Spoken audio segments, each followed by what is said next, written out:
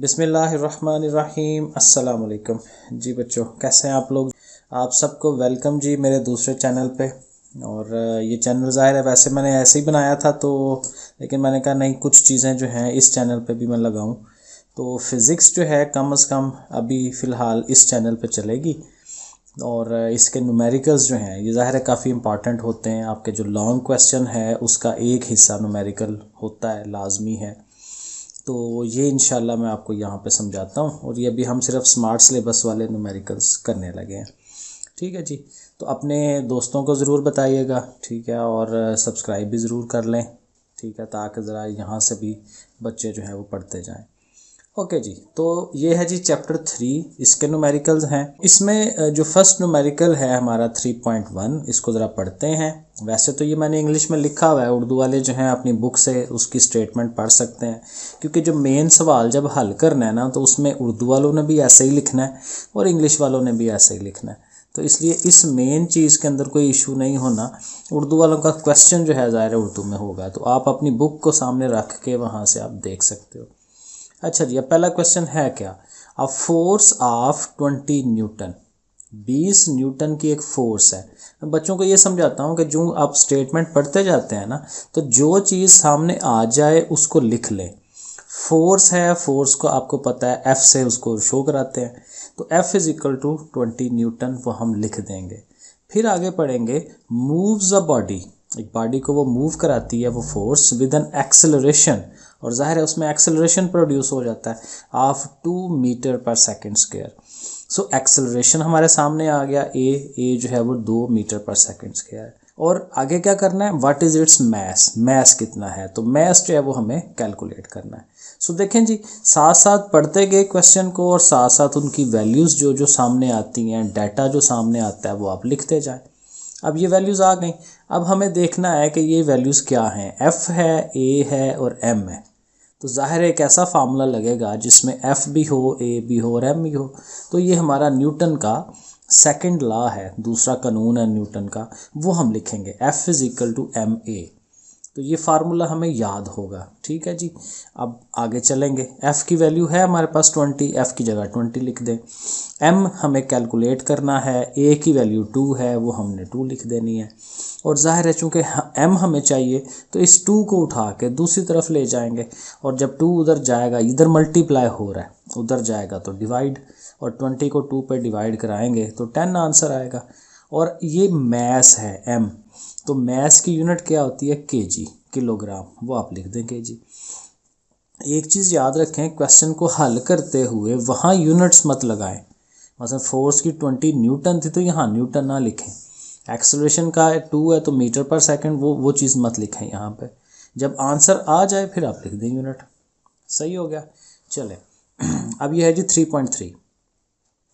Question क्या है, how much force is needed, force कितनी चाहिए, F is equal to calculate करना है हमें, क्वेश्चन मार्क है, टू प्रिवेंट अ बॉडी, एक बॉडी को रोक के रखना है, ऑफ मैस 10 kg, 10 kg उसका मैस है, तो हम लिख देंगे M is equal to 10 kg, from falling, गिरने से उसको बचाना है। अब जाहिर है देखें, बड़ी सिंपल सा सिनेरियो है कि एक चीज़ है 10 किलो की और उसको हमने गिरने से बचाना है, तो समझें कि वो हमारे हाथ पे ऐसे पड़ी हुई है 10 kg की, तो हमारा हाथ जो है वो उतनी ही फोर्स लगाएगा जितना उसका वज़न है, ठीक है ना। तो बेसिकली जो फोर्स हम यहाँ फाइंड करने चाह रहे हैं वो वही फोर्स है जो हमारा हाथ जो है उसको वो प्रोवाइड करेगा, यानी जितना उसका वज़न है, जितना वज़न होगा उतनी फोर्स लगाएंगे तो वो वहीं रहेगा। इसलिए वज़न हमें कैलकुलेट करना है, यानी कि वेट कैलकुलेट करना है। तो हम लिखेंगे कि वो जो फोर्स है वो W के बराबर है, वेट के, और W जो है वो किसके बराबर होता है, mg के। ये हमें सारे छोटे छोटे फार्मूले आने चाहिए, W is equal to mg। अब वही बात कि m और g दोनों की वैल्यू है हमारे पास, m की वैल्यू तो उसने क्वेश्चन में दे दी है, वो हमने 10 लिख लेनी है। जी की वैल्यू क्वेश्चन में नहीं दी हुई, तो ज़ाहिर है जी हमें ज़ुबानी याद होना चाहिए कि ये जो जी है, ग्रेविटेशनल एक्सेलरेशन जिसे कहते हैं, इसकी वैल्यू 10 होती है, ये भी हमें याद रखनी है। अक्सर क्वेश्चंस में ये जी की वैल्यू हमें लगानी पड़ती है। सो सिंपल काम ये है कि 10 को 10 से मल्टीप्लाई कराएंगे, 100 आ जाएगा, और चूँकि फोर्स है तो उसकी यूनिट जो है वो न्यूटन। ये भी हो गया। नेक्स्ट है जी 3.5।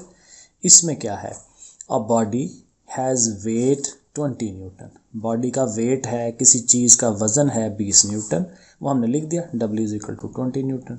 How much force is required, कितनी फोर्स रिक्वायर्ड है, फोर्स हमें चाहिए to move it vertically upward, इसको ऊपर की तरफ चलाने के लिए, with an acceleration of 2 metre per second, और उसमें कितना एक्सेलरेशन है 2 का, तो एक्सेलरेशन लिख दिया 2 है।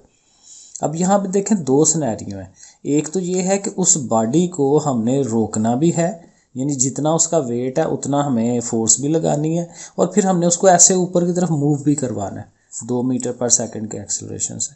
सो बहरहाल वो जो फोर्स हमें चाहिए, फोर्स के लिए अगेन फोर्स का फार्मूला लगाएंगे F is equal to ma का। ठीक है, अब प्रॉब्लम ये है कि A तो है हमारे पास, M नहीं है इस तरफ, तो M तो हमें फिर कैलकुलेट करना पड़ेगा। तो M के लिए फिर दोबारा आप देखें W, क्योंकि वेट है ना हमारे पास, तो वेट वाला फार्मूला लगाएं W is equal to mg। अब क्या होगा, W की जगह हम 20 लगाएंगे, उसने दिया हुआ है। M हमें कैलकुलेट करना है, और G हमें अगेन पहले से पता है कि G की वैल्यू 10 होती है। सो इस 10 को हम उठाएंगे, उधर ले जाएंगे, जाके 20 को वो तकसीम करेगा, तो M की वैल्यू आ जाएगी 2 मीटर पर सेकेंड। ठीक है, 10 डिवाइडेड 20 को करेंगे तो 2 आ जाएगा। अब मैस आ गया हमारे पास, तो जब मैस आ गया तो यहाँ हम M की जगह लगाएंगे 2, और एक्सेलरेशन भी 2 है, तो वो दोनों 2 2 है।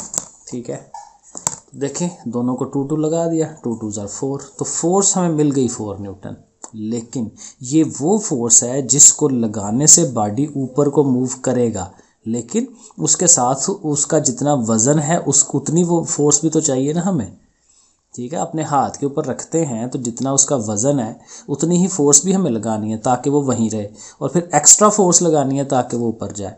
तो इसलिए जब हमें टोटल फोर्स लेनी है तो उसमें उसका वेट और उसकी ये वाली जो फोर्स हमने निकाली है दोनों को प्लस करना है, 24 हो जाएगा। ये हमारा आंसर होना है 3.8। ओके, अब ये क्या कहता है, how much time is required, again वो कह रहा है जी टाइम इज़ रिक्वायर्ड, तो टाइम हमें लिख लेना चाहिए, T इज इक्वल टू हमें कैलकुलेट करना है, क्वेश्चन मार्क है, to change momentum by a force of 20 newton. तो मोमेंटम के अंदर जो चेंज आ रही है वो भी उसने दे दी कि वो 22 है, वो हमें लिखनी है, और फोर्स जो है वो भी 20 दे दी है। अब देखें फोर्स की जगह तो 20 लिख लिया, लेकिन मोमेंटम में चेंज कह रहा है, सिंपल मोमेंटम नहीं कह रहा। पहली बात तो ये है कि मोमेंटम P से होता है, और मोमेंटम में तब्दीली आ रही है, चेंज। तो तब्दीली या चेंज कैसे आती है, फाइनल में से इनिशियल को माइनस कराते हैं, PF minus PI is equal to 22 है। ठीक है, तो अब ये वैल्यूज़ हमने लिख ली हैं। अब ये आपके पास फार्मूला है, आप अपनी बुक पे देखें ना, तो ये पेज नंबर 68 के ऊपर ये फार्मूला है, PF minus PI over T is equal to F। तो PF माइनस PI यानी कि चेंज इन मोमेंटम जो है वो है हमारे पास 22, वो हमें लिख लेना है, T की जगह T ही, और F की वैल्यू है 20 सॉरी।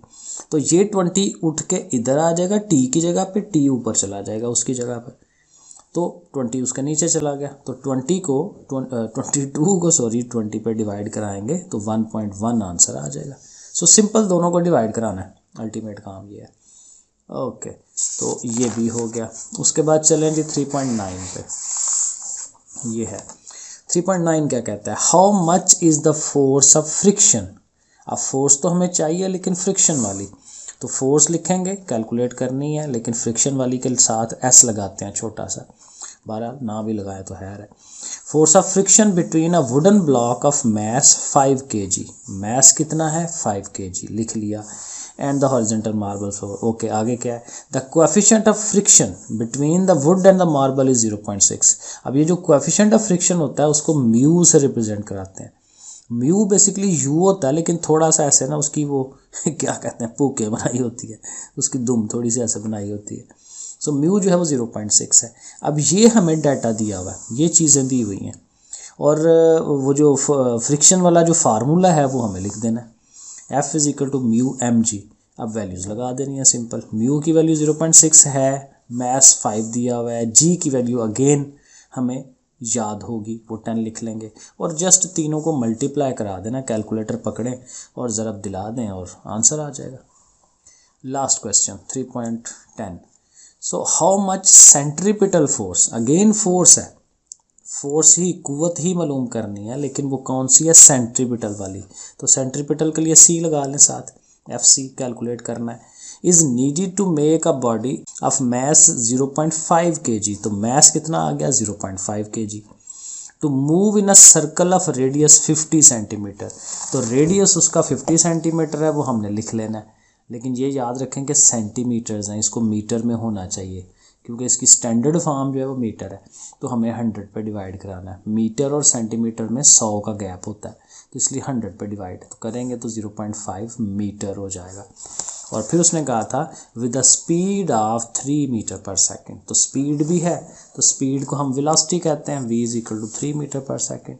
अब ये सारी हो गई, लेकिन चूंकि उसने सवाल में कहा हुआ था कि ये सेंट्रीपिटल फोर्स है, तो सेंट्रीपिटल फोर्स का हमें फार्मूला याद किया होगा, Fc = mv²/r। तो सिर्फ वैल्यूज़ लगानी है। 0.5 है m, v की वैल्यू 3 है, r की वैल्यू भी 0.5 है। 0.5 और 0.5 कट जाएंगे, 3 का स्क्वायर लेंगे तो 9 हो जाएगा। ठीक है जी, तो ये आपके न्यूमेरिकल्स हो गए। तो ये देखें, इसको ज़रूर पूरा देखें इन वीडियोस को, और बाकी बच्चों के भी बताएं, तो इंशाल्लाह बाकी न्यूमेरिकल्स भी करते हैं। ओके जी, अल्लाह हाफिज़।